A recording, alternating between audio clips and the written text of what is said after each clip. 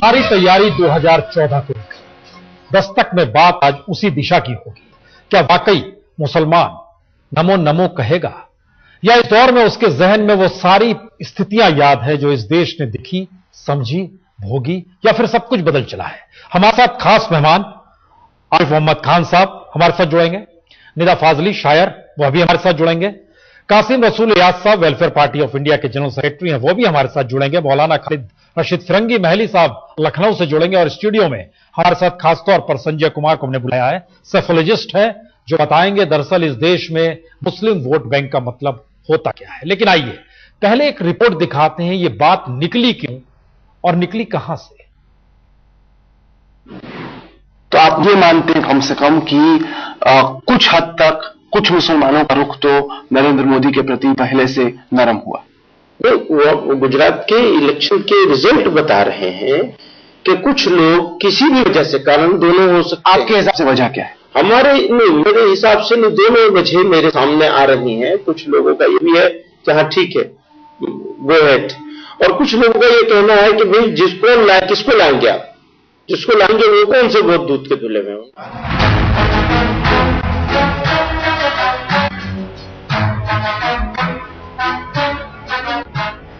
क्या मोदी को लेकर मुसलमानों की सोच बदल रही है? क्या देश भर के मुसलमानों को अब मोदी से कोई परहेज नहीं? हालांकि मुसलमानों के बीच मोदी को लेकर रुख में आए बदलाव को मदनी ने गुजरात की सीमा तक ही सीमित रखा। मदनी ने यह भी साफ कर दिया कि गुजरात से बाहर मुस्लिम समुदाय में मोदी को लेकर सोच में कोई बदलाव नहीं आया है। सवाल यह है कि क्या वक्त के साथ मोदी को लेकर मुसलमानों का रवैया नरम होगा? गुजरात दंगों के लिए माफी मांगकर क्या मोदी देश के मुसलमानों का दिल जीतने में कामयाब रहेंगे? आज तक के सवालों का जवाब देते हुए मदनी ने माफी से ज्यादा दंगों के मामलों में दोषियों को सजा देने की बात की। खाली माफी का सवाल नहीं है, दोषियों को सजा मिलनी ये इंडिया के लिए जरूरी है। जिस वक्त मदनी के बयानों से मोदी की सबसे बड़ी सियासी मुश्किल आसान दिखने लगी, करीब करीब उसी वक्त बीजेपी अध्यक्ष राजनाथ सिंह ने उन्हें 2014 का चुनावी कमांडर बनाने का संकेत दे दिया। प्रधानमंत्री पद की उम्मीदवारी को लेकर भले ही मोदी के नाम पर सस्पेंस खत्म नहीं हुआ हो, लेकिन मोदी की अगुवाई में चुनावी अभियान चलाने का इशारा जरूर कर दिया। जहां तक श्री नरेंद्र मोदी का प्रश्न है, मुख्यमंत्री के रूप में भी उनका परफॉर्मेंस एक्सेलेंट रहा है, और मैं कह सकता हूं कि गुजरात को एक मॉडल स्टेट के रूप में उन्होंने इस हिंदुस्तान में खड़ा किया है, और सर्वाधिक लोकप्रिय नेता है, इसमें कहीं दो मत नहीं है। अहम भूमिका होगी, इसमें भी कहीं दो मत नहीं है। कैसे होगी, क्या होगी, यह फैसला तो हम लोग सभी लोग साथ बैठकर करेंगे। क्या मोदी बीजेपी को दिल्ली की सत्ता दिला पाने में कामयाब हो पाएंगे? क्या मोदी का करिश्मा गुजरात से बाहर चलेगा? मोदी पर सवाल तो हैं, लेकिन उनके लिए दिल्ली अब उतनी दूर नहीं जितनी पहले दिखती थी। दिल्ली से अशोक सिंघल के साथ आज तक ब्यूरो।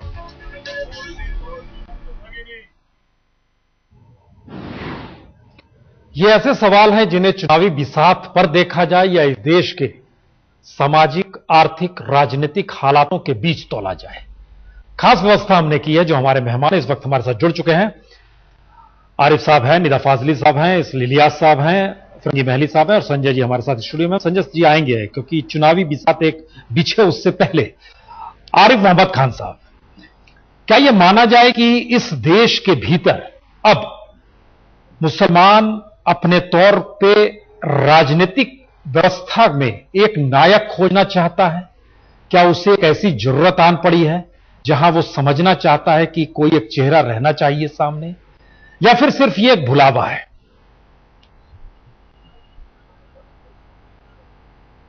जी मैं जवाब दूं? जी। ये मतलब थोड़ा सा वक्त है ना जवाब देने के लिए? जी बोलें। जी हेलो जी, देखिए मैं ये समझता हूं कि आज आपकी चर्चा जिस तरह जो आप चर्चा कर रहे हैं उसमें एक बात अपने आप में इंप्लाइड है, निहित है, जैसे कि इस देश के मुसलमान अपने आप में एक राजनीतिक इकाई हो, एक पॉलिटिकल एंटिटी हो।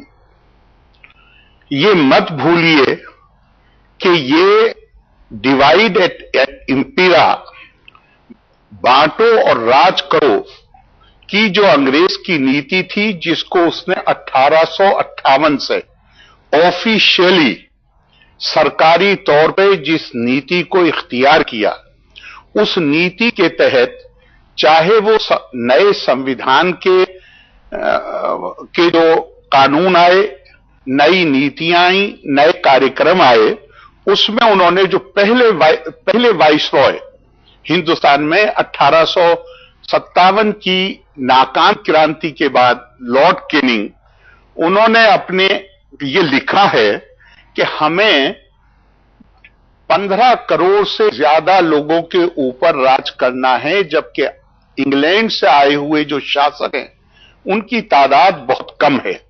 और ये हम कामयाबी के साथ राज तभी कर सकते हैं जब हम इस देश में सिर्फ धार्मिक मतभेदों को बढ़ावा ही न दें, बल्कि उसके साथ साथ राष्ट्रीय मतभेद पैदा कर दें और उनको अलग अलग पॉलिटिकल एंटिटी बना दें। और आप इसकी तुलना में देखिए, 1857 में जब इस देश में मुसलमान बादशाहों को 800 साल से ज्यादा हो गए थे, जिनमें अकबर जैसे बादशाह भी थे जिन्होंने सबको साथ लेकर चलने की कोशिश की, जिनमें औरंगजेब जैसे बादशाह भी थे जिन्होंने भेदभाव किया, जिजिया लगाया और इससे भी ज्यादा गंभीर आरोप लगाए जाते हैं। उस वक्त 1857 में जब मेरठ के सिपाही दिल्ली आते हैं और बहादुर शाह जफर उनके सामने भाषण देते हुए अपनी नाकामी को स्वीकार करते हैं कि मैं तुम्हारा नेतृत्व नहीं कर पाऊंगा, मैं बूढ़ा हूं, मेरे पास पैसे नहीं हैं, तो एक सिपाही जिसका नाम बुद्धसेन था वो उठ के खड़े होता है और मेरठ की जुबान में बोलता है कि ए बुढ़े खामोश हो जा, हमें न तुमसे पैसे चाहिए, न तुमसे नेतृत्व में कोई और चीज चाहिए, हम बहादुर शाह जफर जिंदाबाद का नारा लगाएंगे और इस देश को आजाद कराएंगे। 800 साल के बाद भी दिल्ली में जो मुस्लिम बादशाह था उसको देश की राष्ट्रीय एकता और आजादी के सिंबल के तौर पे देखा। लेकिन 1857 के बाद अंग्रेज ने अपनी नीतियों से, अपने कार्यक्रमों से ऐसा विष बोया कि जहां यह बता दिया गया कि यह देश राष्ट्र है ही नहीं, ये तो विभिन्न धार्मिक समुदायों और जातियों का संग्रह है। इसकी जो नेशनल यूनिटी है ये आर्टिफिशियल है, बनावटी है। हमारे ये जो चर्चा आप करा रहे हैं, ये चर्चा मैं ये मानता हूं कि ये वही अंग्रेज ने जो हमारा मानस बनाया था, आज भी हम उससे प्रभावित हैं। क्या सारे मुसलमान एक साथ फैसला लेने जा रहे हैं किसी के हक में, किसी के विरोध में? क्या यह संभव है कि वो सब मिलकर एक जगह वोट कर देंगे? सत्ता का जो टकराव मुस्लिम अशराफिया में और जो भद्र लोग था, जो बड़े लोग थे हिंदुओं में जो था 1857 के बाद, आज वास्तविकताएं बदल चुकी हैं। आप एक बहुत बड़ी लकीर खींच रहे हैं आरिफ साहब, आप एक देखिए, आपने एक बड़ी लकीर खींची है और ये लकीर इस दौर में संसदीय राजनीति पर भी उंगली उठाती है। आप उस मानस पटल को भी रखना चाह रहे हैं। हमारे साथ निदा फाजली साहब, एक शायर का मन इस दौर में अगर सियासत को देखे या सियासत के तौर तरीकों को देखे तो एक सवाल बार बार हर के जहन में आ रहा है कि आखिर नरेंद्र मोदी गुजरात से लेकर दिल्ली का रास्ता तय करेंगे तो यह देश समूचा उनके पीछे चलेगा या गुजरात के जख्मों को याद रखेगा? कैसे देखा जाए, क्योंकि यह बहस चल रही है। देखिए, मैं यूं सोचता हूं कि जिस शहर या गांव में कुछ साल आप रह चुके होते हैं, उस शहर और गांव में जब आप 4-5 साल के बाद वापस जाते हैं तो बहुत कुछ बदल चुका होता है। जहां पेड़ होते थे वहां पेड़ नहीं होते, जहां होटल होती थी वहां मकान बन चुके होते थे, जहां शराब खाने होते थे वहां स्कूल बन चुके होते थे। मेरा मतलब यह है कि पूरा का पूरा सिस्टम और टोपोग्राफी बदल जाती है। महात्मा बुद्ध ने 2600 साल पहले कहा था कि सबसे बड़ा यथार्थ परिवर्तन है, लेकिन उससे भी बड़ा यथार्थ यह है कि परिवर्तन भी परिवर्तित होता है। दुनिया में हर चीज तब्दील होती रहती है। 2002 और 2013 के दरमियान बहुत कुछ बदल चुका है और उस बदलाव से नरेंद्र मोदी भी दूर नहीं रहे। हर आदमी में होते हैं 10-20 आदमी, जिसको भी देखना हो कई बार देखना। आप बराबर यूं कहते रहे कि नरेंद्र मोदी जो 2002 में थे और 2013 में हैं, उनमें कोई अंतर नहीं आएगा या अंतर नहीं आया है, मैं इसको मानने को तैयार नहीं हूं। Narendra Modi now is a different person. जी, आप एक और बड़ी लकीर खींच रहे हैं, निदा पहली बार बोल रहे हैं हर आदमी में होते हैं 10-20 आदमी। फिरंगी महली साहब, जो तासीर है इस देश की सियासत की और जो पहचान है नरेंद्र मोदी की, दोनों परिस्थितियां बदल रही हैं या बदली हैं, आपको लगता है? सवाल यह है कि जो हमारा कॉन्स्टिट्यूशन आज से 60 साल पहले था, 62 साल पहले था, वही कॉन्स्टिट्यूशन आज भी इस मुल्क में पूरी तरीके से नाफिज है। तो सवाल ये उठता है कि इस मुल्क में रूल ऑफ लॉ चलेगा या किसी भी एक पॉलिटिकल लीडर की मर्जी चलेगी? जिस कानून के तहत अफजल गुरु को फांसी दी गई, क्या उसी के कानून के तहत उन लोगों को फांसी दी जाएगी जो 2002 के गुजरात राइट्स के जिम्मेदार थे कि नहीं थे? ये बहुत बड़ा सवाल है। और ये कह देना कि गुजरात बहुत ज्यादा डेवलपमेंट के रास्ते पे आगे गया है, तो ये बहुत बड़ी पुरानी कहावत है कि development at the cost of genocide can not be approved. तो अगर गुजरात में थोड़ा बहुत डेवलपमेंट हुआ है, तो क्या गुजरात इस मुल्क का टोक्यो या लंदन या बोस्टन बन गया? क्या हमारे मुल्क के हिंदुस्तान के दूसरे हिस्सों में इस तरीका का डेवलपमेंट नहीं हुआ? दिल्ली, महाराष्ट्र और लखनऊ में, यूपी में क्या डेवलपमेंट नहीं हुआ? ये कहना कि सिर्फ गुजरात में कोई एक्स्ट्राऑर्डिनरी डेवलपमेंट हुआ है, हम समझते हैं ये ग्राउंड रियलिटी नहीं है।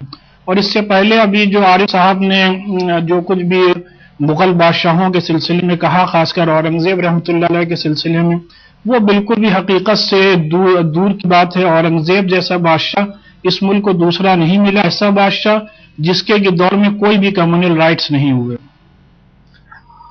आरिफ साहब, हम इलियास जाने से पहले हम आपसे जरूर जानना चाहेंगे, आपने एक बड़ी लकीर चूंकि शुरू में खींची, क्या इस देश के मौजूदा हालात में ऐसी व्यवस्था संभव ही नहीं है जो अंग्रेज जनमानस बनाकर चले गए? आप इस दिशा में सोच रहे हैं, या फिर दुनिया का सबसे बड़ा लोकतांत्रिक देश तैयार है? आरिफ साहब, देखिए, मैं आपसे जो बुनियादी बात कह रहा हूं वो ये है कि अंग्रेज ने हमें राष्ट्र, हम थे, हमें तोड़ा और उसके नतीजे में इस देश के विभाजन का आंदोलन चला। उसके नतीजे में इस देश के दो टुकड़े हुए। हमारा राष्ट्रीय नेतृत्व ये कहता रहा कि नहीं, धर्म, धार्मिक आस्थाएं अलग हो सकती हैं, लेकिन हम एक राष्ट्र हैं। अगर पॉलिटिकल एंटिटी और राष्ट्र के बीच में, एक राजनीतिक इकाई और राष्ट्र के बीच में बहुत हल्की लाइन होती है।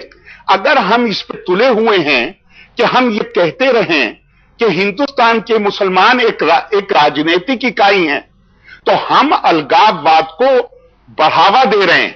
और मैं ये समझता हूं कि हमारी चर्चा, हमारी भाषा, हमारा मुहावरा वो होना चाहिए जो संविधान सम्मत है, जो हमारे देश का जो स्वतंत्रता का आंदोलन है।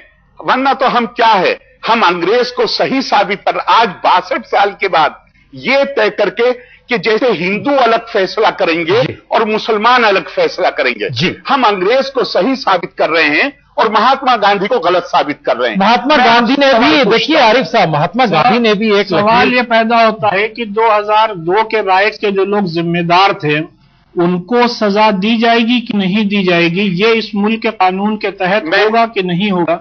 इस पर कोई यहाँ पे डिवाइडेड रूल की पॉलिसी मुसलमान कतई तौर पे बिल्कुल भी नहीं अपनाए हुए हैं। जी आरिफ साहब, ये मुसलमान के लिए नहीं कहा जा रहा, ये जनरल बात हो रही है। दूसरी बात ये है कि जो बात है देखने की, वो ये है, आपकी बात से आपने एक जुमला कहा, आपने कहा कि अगर नरेंद्र मोदी दिल्ली आ जाते हैं तो क्या मुसलमान स्वीकार करेंगे या उस पुरानी बात को याद रखेंगे? मैं आपसे सवाल पूछता हूं कि अगर नरेंद्र मोदी ने गलत किया है तो क्या सिर्फ मुसलमान को उसका नोटिस लेना चाहिए? गलत किसे कहते हैं हमारे यहां? गलत वो है जहां कानून, जहां संविधान का उल्लंघन किया जाए, वहां पे आज तक वो इल्जाम, अभी ये सवाल पूछा गया कि क्या उन लोगों को सजा मिलेगी। मेरा अपना मानना यह है, और आप इसे आंकड़ों से देख लीजिए कि गुजरात के 2002 के दंगों में शामिल जितने लोगों को अदालत से आजीवन कारावास की सजा हुई है, इतने हिंदुस्तान के किसी दंगे में, जो गुजरात से कहीं बड़े बड़े दंगे हुए, कहीं पर भी, कहीं आप उत्तर प्रदेश लीजिए, मलियाना वो सरकार, मैं किसी का नाम नहीं लेना चाहता, लेकिन उत्तर प्रदेश की उन सरकारों ने जो इस भावना को, अलगाववाद की भावना को बढ़ाते हैं, उन्होंने मलियाना की रिपोर्ट को कोल्ड स्टोरेज में डाल दिया। यह सवाल सिर्फ गुजरात के बारे में क्यों हो, यह सवाल दिल्ली के बारे में क्यों ना हो, यह सवाल मलियाना के बारे में क्यों ना हो, लेकिन एक खास आरिफ साहब हम आ रहे हैं, आपने उस नब्ज को पकड़ा है। आरिफ साहब, आपने उस नब्ज को पकड़ा है जिस आधार पे भारतीय संसदीय राजनीति कहती है कि हम लोकतंत्र को जीते हैं, और लोकतंत्र का मतलब आंकड़ों के लिहाज से क्या हो जाता है, और उसमें मुसलमान एक वोट बैंक क्यों हो जाता है। दरअसल चर्चा चल निकली है, लेकिन उसकी चुनावी बिसात क्या कहती है, जिसमें हमने दरअसल ये दिखा रहे हैं कि 20% मुस्लिम कहां कहां हैं और प्रभावित कर सकते हैं। मसलन आंध्र प्रदेश की 2 सीट, ये सिकंदराबाद और हैदराबाद का इलाका है, जहां पर 20% से ज्यादा है। इसके बाद जो सबसे ज्यादा हिस्सा आता है वो असम का आता है, जहां पर 8 सीटें प्रभावित करती हैं, सिलचर, धुबरी, गुवाहाटी, मंडली। बिहार में 6 सीटें हैं, 6 सीट आप देख रहे हैं बिहार में है, जो कि 20% से ज्यादा मुस्लिम। हरियाणा में 1 सीट है, जो 20% से ज्यादा मुस्लिम आबादी वाला लोकसभा क्षेत्र है। जम्मू कश्मीर में 6 सीटें हैं, ये लोकसभा की 6 सीटें हैं। केरल में 8 सीटें हैं। महाराष्ट्र की 4 सीटें हैं, जो 20% से ज्यादा है। उत्तर प्रदेश में सबसे ज्यादा है, जो कि 21 सीटें बहुत प्रभावित करती हैं। पश्चिम बंगाल में 19 सीटें हैं, और झारखंड में 1 सीट है, हरियाणा में 1 सीट है, और लक्षद्वीप में 1 सीट है। यानी इस पे प्रक्रिया में देखिए तो कहीं गुजरात आ नहीं रहा है, ये एक बड़ी बात है। संजय, हम आगे बढ़े, जरा ये बताइए, क्या ये माना जाए कि भारत की तासीर है, जहां जहां मुस्लिम वोट बैंक 20% से ज्यादा है, वही मुस्लिम प्रभावित करते हैं राजनीति को, या फिर कुछ और है? पुनित प्रसून, अगर हम इन आंकड़ों को थोड़ा सा बांट के देखें तो 78 सीटों में 32 सीटें ऐसी हैं जहां पे कि मुस्लिम बाहुल्य क्षेत्र है, मतलब 50% से भी ज्यादा वोटर मुस्लिम समुदाय से हैं। अगर सिर्फ मुस्लिम समुदाय के नाम पे ही अगर राजनीति होती तो कम से कम ऐसा होता कि कम से कम 32 मुसलमान जीत के लोकसभा चुनाव में आने चाहिए थे। लेकिन अगर आप अभी के लोकसभा को देखें, वहां सिर्फ 30 मुसलमान जीत के आ रहे हैं। तो ऐसा नहीं है कि सारे मुसलमान एक जैसा वोट देते हैं। अगर ऐसा होता तो इन क्षेत्रों से बहुत भारी संख्या में मुसलमान जीत कर आते, लेकिन ऐसा हो नहीं रहा है देश की राजनीति में। मेरे ख्याल से एक सलमान खुर्शीद का एक मसला था। आप सलमान खुर्शीद की बात देखिए, वो फर्रुखाबाद से जीत के आते हैं चुनाव, और ये ऐसा लोकसभा क्षेत्र है जहां पे 15% से भी कम मुसलमान मतदाता हैं। तो ऐसा नहीं है कि मुस्लिम होकर चुनाव जीतने का मतलब है कि सारे मुसलमान आपको वोट देंगे तभी आप चुनाव जीतेंगे। 3 सवाल निकल कर आते हैं, जिसमें एक बात जिक्र जो किया गया सीधे तौर पर, बहुत साफ तौर पर आरिफ साहब ने कहा कि बांटिए मत। इसी स्थिति को कम से कम निदा फाजली साहब एक अलग दृष्टि से भी देख रहे हैं, बता रहे हैं कि देखिए चीजें बदलती भी हैं। इलियास साहब दरअसल वेलफेयर पार्टी ऑफ इंडिया चला रहे हैं, वो हमारे साथ जुड़े हुए हैं। राजनीतिक तौर पर क्यों जरूरत पड़ती है किसी मुस्लिम को एक राजनीतिक दल बनाकर यह सोचने की कि नुमाइंदगी हम करेंगे? 127 मुस्लिम कैंडिडेट खड़े होते हैं, सिर्फ 30 जीत कर आते हैं। सवाल 2002 का है, या उससे पहले 1984 का, या फिर बात इस दौर में इस देश के भीतर? दरअसल मुस्लिमों के लिए सीटें आरक्षित नहीं की गई, शेड्यूल ट्राइब के लिए जरूर है, लेकिन एक दूसरा सच भी है।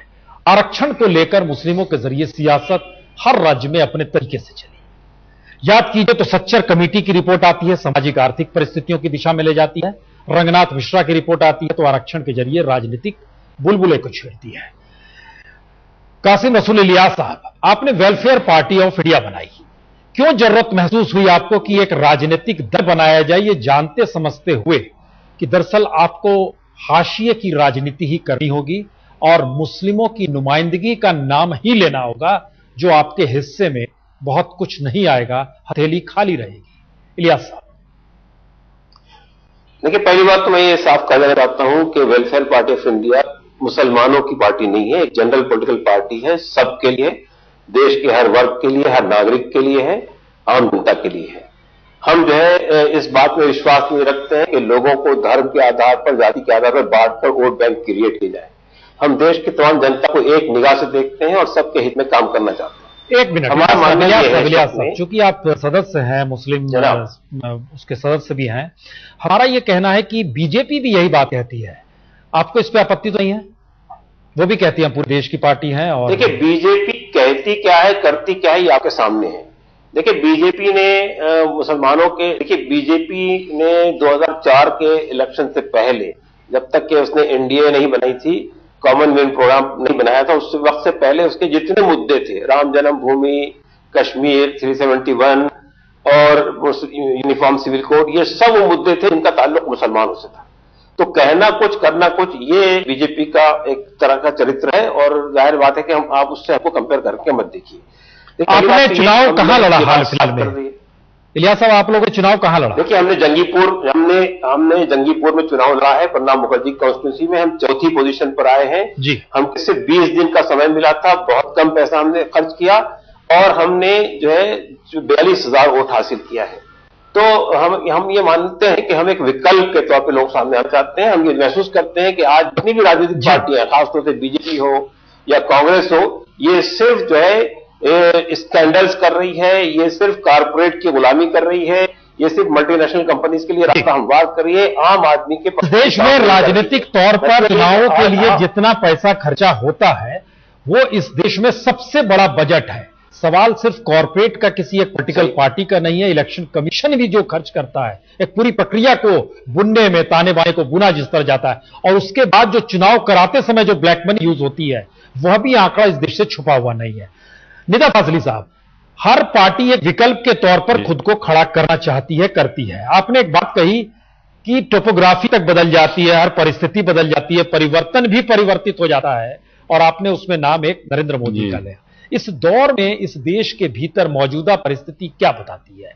क्या विकल्प किसी नेता के जरिए होगा, पॉलिटिकल पार्टी के जरिए होगा, विचारधारा? देखिए, मुझे आपकी बहस से दिल्ली के मिर्जा गालिब याद आ रहे हैं जी, जिन्होंने भारत के इतिहास में पहली बार आदमी और इंसान का फर्क बताया था। उन्होंने शेर कहा था कि बस के दुश्वार है हर काम का आसा होना, आदमी को भी मयस्सर नहीं इंसान होना। हमारा कल्चर जो है वो इलेक्शन ओरिएंटेड कल्चर हो गया है। हम इंसान नहीं बना रहे, हिंदू और मुसलमान बना रहे हैं। मैं ये माइनॉरिटी और मेजॉरिटी का डिवाइड जो है इसे ही फेक समझता हूं, क्योंकि जब आदमी पढ़ लेता है, वो औरत हो या मर्द हो, जब एजुकेशन फैल जाती है तो वो इस शहर, इस मुल्क का सिटीजन बन जाता है।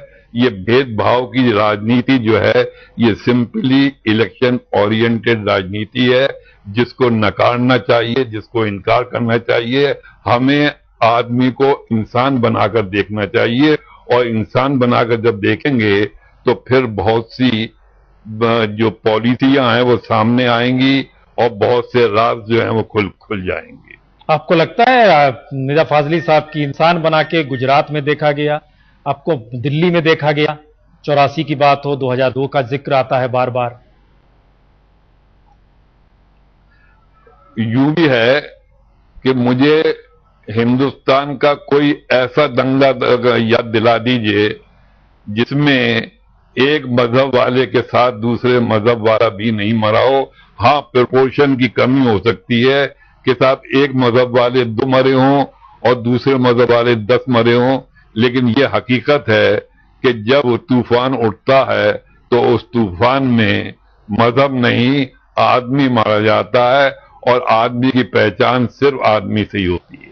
फिरंगी माली साहब, आप क्यों लकीर खींचना चाहते हैं धर्म के नाम पर? देखिए, हर सिविलाइज सोसाइटी में, सिर्फ इंडिया ही में नहीं पूरे दुनिया में मजहब की बुनियाद पर माइनॉरिटी और मेजॉरिटी तय की जाती हैं। हिंदुस्तान में मुसलमान सबसे बड़ी माइनॉरिटी में है, इससे, इस हकीकत से कोई इनकार नहीं कर सकता। लेकिन मुसलमान ये चाहता है कि जिस तरीके से उसने इस मुल्क को आज़ाद कराने में अपनी गराकदर खिदमत दी हैं, कुर्बानियाँ दी हैं, तो इस मुल्क में भी उसको इंसाफ मिलना चाहिए, तामीर और तरक्की की राह पर वो भी जाना चाहता है। इसलिए मुसलमानों के लिए, हिंदुस्तानी मुसलमानों के लिए ये बात इस वक्त कोई खास माने नहीं रखती कि मोदी आते हैं कि नहीं आते हैं, उनके साथ क्या होता है। जो मुसलमानों के लिए बुनियादी बात माने रखती है वो उनका रिजर्वेशन है, उनका एजुकेशनल डेवलपमेंट है, उनका इकोनॉमिकल डेवलपमेंट है और शेयर इन पॉलिटिक्स है। ये वो मुद्दे हैं जिसको कि मुसलमान चाहता है कि जो भी पार्टी उसकी तरफ तवज्जो देगी, खासकर जो पार्टी इस वक्त हुकूमतों में बैठी है। और वो हमारे नौजवान जिनको भी दहशतगर्दी के बेबुनियाद इल्जामात लगाकर आजकल जेलों में बंद कर दिया गया है और उनके ट्रायल्स भी नहीं हो रहे हैं। इसी के साथ साथ आर्टिकल 341 में अमेंडमेंट का मसला है। ये वो मसाइल हैं जिनकी तरफ मुसलमान चाहता है कि हमारी पार्टियां तवज्जो दें। ये मजहब की बात है या कानून की बात है? मेजॉरिटी आप जिस बातों का जिक्र कर रहे हैं वो कानून नहीं, ये कहीं ना कहीं इसमें मजहब और कानून दोनों चीजें जो हैं वो इंटरलिंक्ड हैं। जी निदा साहब आप क्या कह रहे हैं? ये मजहब की बुनियाद जो है बेसिकली यही गलत है। कोई हिंदू, कोई मुस्लिम, कोई ईसाई है, सबने इंसान न बनने की कसम खाई है। आरिफ साहब हकीकत ये है, इस बात से हम लोग मुत्तफिक नहीं है, क्योंकि जो मजहब है वो जो आदमी जिस मजहब को फॉलो करता है वो उस मजहब को बिलोंग करता है। ये कह देना कि मजहब को इंपॉर्टेंस नहीं रखता, हम समझते हैं ये बात मुनासिब नहीं है। आरिफ साहब एक लकीर तो जी बताइए। जी मैं पेरसू जी, मैं आपका जो इस वक्त सवाल है और उसका जो जवाब निदा फाजली साहब ने दिया है उससे बेहतर अल्फाज इस्तेमाल करने की मेरी हैसियत नहीं है और मैं उनसे 100% अपने आप को मुत्तफिक पाता हूं। और मेरा ये मानना है, और मेरा नहीं मानना, मशहूर सीरत निगार मौलाना जाफर फुलवारवी ने पैगंबर इंसानियत में लिखा है, हुनैन के वाक़े का जिक्र करते हुए कहा है कि इस्लाम और कुरान कसरत और किल्लत के तस्वुर से बेनियाज, नुकसान और फायदा सिर्फ और सिर्फ जिनका अकीदा तौहीद है वो किसी इंसान से न खौफजदा महसूस कर सकते हैं, ना अपनी ताकत के ऊपर कभी बेजा नाजा हो सकते हैं कि वो किसी को नुकसान पहुंचाएं। लेकिन ये खास जहन है। अभी आपने सुना, मैं इसलिए कह रहा हूं कि मेरे ऊपर एक बात कही गई औरंगजेब के ताल्लुक से। देखिए, मैं अलीगढ़ का पढ़ा हुआ हूं और मैं आपको बताता हूं कि सर सैयद ने औरंगजेब के बारे में क्या लिखा है। बाज मुसलमान बादशाहों ने गैर मजाहिब वालों पर जुल्म किया, उनकी मजहबी आजादी को बर्बाद किया, मगर ऐसा करना उनका जाती फेल था जिसके वो खुद मुल्जिम है। और इसमें उन्होंने नाम लिया है, ये बात बिल्कुल बेबुनियाद है। औरंगजेब रहमतुल्लाह अलैह से ऐसी कोई बात नहीं तो लीजिए, आप बीच में अगर बुनियादी है तो वो आखिरी बात नहीं हो जाती है। अगर सर सैयद ने बात गलत लिखी है, सुन लीजिए, ये बोलने पहले फिरंगी साहब सुन लीजिए, ऐसा ना हो कि हमको यहां से फिर आवाज सुन लीजिए ना, आप सुनने के बाद जवाब दीजिए ना। बातों के साथ कोई तफरीक नहीं की। अरे फिरंगी महली साहब देखिए, जी बोलिए। आप जिस दर्सगाह में पढ़े हैं आप वो बात करेंगे। मैं अलीगढ़ में पढ़ा हूं, मैं फिरंगी महल के मदरसे में नहीं पढ़ा। मैं वो कहूंगा जो सैयद ने लिखा है। मालूम, मैं वो कहूंगा जो सैयद ने लिखा है। मालूम आपको शायद ये नहीं मालूम, मैंने गवर्नमेंट स्कूल में पढ़ा है, उसके बाद इस्लामिक स्कूल में पढ़ा है। और सर सैयद ने अगर कोई ऐसी बात लिखी है, मैं मना नहीं कर रहा, गलत है, हो सकता है आपको हम लोग हो सकता है आपको कॉन्वेंट में भी यही पढ़ाया गया हो, लेकिन जिस आदमी ने नहीं कतई तौर पर नहीं, अगर हिस्ट्री को डिस्टॉर्ट किया गया है तो ये हम इस बात को मानने के लिए तैयार नहीं है कि अगर बता रहा हूं जो गलत लिखी है तो हम लोग भी उस पर स्वाद कर देंगे। नहीं तो ये बात कोई कहीं जा सकती है। अगर सर सैयद ने कोई बात लिखी है तो वो हर्फ आखिर हो गया। हम इस पे आते हैं आरिफ साहब, कौन सा बादशाह है? अच्छा भाई, या तो आप बोलिए या मैं बोलूं, बीच में तो नहीं होता, मैं खामोश हुआ जाता हूं। लेकिन कौन सा ऐसा बादशाह होगा जिसके नाम के आगे जनाब राशिद फिरंगी महली साहब रहमतुल्लाह अलैह लगाएंगे? उसके लिए जिसने अपने बाप को कैद किया, उसके लिए जिसने अपने भाई को मारा, उसके लिए जिसने तबाही की, जिसने जिजिये लगाए, जिससे इस मुल्क कहां तबाही की? उसने हिंदुस्तान, आपकी औरंगजेब रहमतुल्लाह अलैह ने हिंदुस्तान को तामीर और तरक्की पर लेकर गए या उन्होंने हिंदुस्तान को गलत रास्ते पे ले गए? जी मेरा ख्याल है कि उनको जो है उनका जो शख्सियत में लिखा है, एक ऐसी बहस जो इतिहास को खंगालने को मजबूर कर देगी, एक ऐसी बहस जो आने वाले भविष्य की आहट देगी, एक ऐसी बहस जिसको लेकर क्या हर आम आदमी सोचेगा कि इस देश में, इस देश के भीतर सियासत को कहीं ना कहीं अब धर्म से अलग कर दिया जाए या फिर उसी आश्रय सियासत होने दी जाए। हम लगातार बहस कर रहे हैं और हर चर्चा में हर लोग शरीक हो रहे हैं। ऐसे मौके पर खासतौर से निदा साहब, हम आपसे जानना चाहेंगे क्या आपके जहन में आता है जो लकीरें खींची जाती है, मिटाई जाती है, फिर बनाया जाता है, फिर कहा जाता है यही है देश? देखिए, मुझे प्रसन्न जी अपना एक शेर याद आ रहा है कि कोई हिंदू, कोई मुस्लिम, कोई ईसाई है, सबने इंसान न बनने की कसम खाई है। और जिस तरह से तकसीम किया गया है, विभाजन किया गया है, हमको कब जुड़ने दिया? जब भी जुड़े, बांटा गया, रास्ते से मिलने वाला रास्ता काटा गया। कौन बतलाए, सभी अल्लाह के कामों में हैं, अल्लाह के कामों में हैं। किस तरफ डाले हुई रुखसत, किधर आटा गया। और आखिरी शेर इसका है कि वो लुटेरा था मगर उसका मुसलमान नाम था। वो लुटेरा था मगर उसका मुसलमान नाम था। बस इसी एक जुर्म पर सदियों मुझे डांटा गया। लड़ रहे हैं उसके घर की चार दीवारी पे सब, बोलिए रैदास जी जूता कहां गांठा गया। बहुत बहुत शुक्रिया निदा फाजी साहब, बहुत बहुत शुक्रिया। आरिफ साहब, बहस हम यही रोक रहे हैं।